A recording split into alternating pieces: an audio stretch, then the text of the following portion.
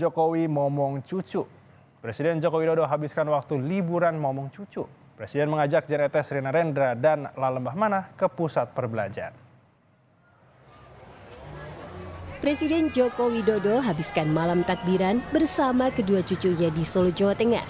Presiden Joko Widodo memanfaatkan waktu libur dengan mengajak Jan Etes, Rina Rendra, dan Lalembah Manah ke mal, mencoba sejumlah permainan.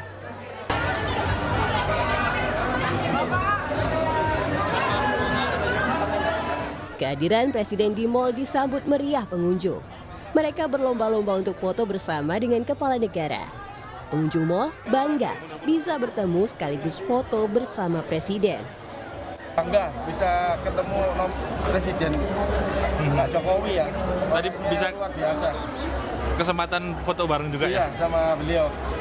Rasanya ya seneng sekali ya. Yang saya kagumi gitu, yang saya dambakan gitu, bisa ketemu tatap muka foto bersama sama Pak Jokowi, senang sekali saya. Selain menyapa dan menyempatkan diri bersuah foto dengan pengunjung mal, Presiden Joko Widodo juga sempat membagikan sejumlah kaos kepada warga. Nikolus Irawan, Kompas TV Solo, Jawa Tengah.